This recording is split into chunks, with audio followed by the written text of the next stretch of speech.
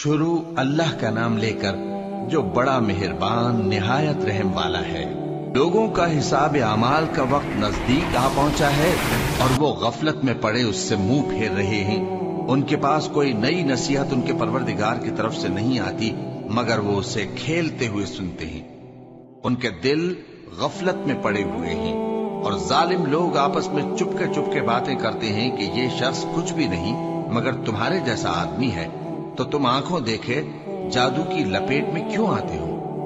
पैगंबर सल्लल्लाहु अलैहि वसल्लम ने कहा कि जो बात आसमान और जमीन में कही जाती है मेरा परवरदिगार उसे जानता है और वो सुनने वाला है, जानने वाला है। बल्कि जालिम कहने लगे कि ये कुरान परेशान बातें हैं जो ख्वाब में देख ली हैं। नहीं, बल्कि इसने इसको अपनी तरफ से बना लिया है। नहीं, बल्कि ये एक शायर है। तो जैसे पहले पैगंबर निशानियां देकर भेजे गए थे उसी तरह ये भी हमारे पास कोई निशानी लाए। इनसे पहले जिन बस्तियों को हमने हलाक किया वो ईमान नहीं लाती थी, तो क्या ये ईमान ले आएंगे। और हमने तुमसे पहले आदमी ही पैगंबर बनाकर भेजे जिनकी तरफ हम वही भेजते थे। अगर तुम नहीं जानते तो जो याद रखते हैं उनसे पूछ लो। और हमने उनके ऐसे जिस्म नहीं बनाए थे कि खाना न खाएं और न वो हमेशा रहने वाले थे। फिर हमने उनके बारे में अपना वादा सच्चा कर दिया तो उनको और जिसको चाहा नजात दी और हद से निकल जाने वालों को हलाक कर दिया। हमने तुम्हारी तरफ ऐसी किताब नाजिल की है जिसमें तुम्हारा तस्करा है, क्या तुम नहीं समझते। और हमने बहुत सी बस्तियों को जो जालिम थी पीस डाला और उनके बाद और लोग पैदा कर दिए। जब उन्होंने हमारे अजाब को देखा तो लगे उससे भागने।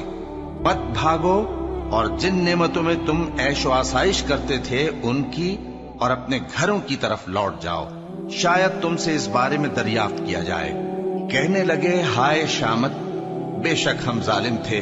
तो वो बराबर इसी तरह पुकारते रहे यहां तक कि हमने उनको खेती की तरह काट कर और आग की तरह बुझा कर ढेर कर दिया। और हमने आसमान और जमीन को और जो मखलूकात इन दोनों के दरमियान है उसको खेल तमाशे के लिए पैदा नहीं किया। अगर हम चाहते कि खेल की चीजें बनाएं तो अगर हमको करना ही होता तो हम अपने पास से बना लेते।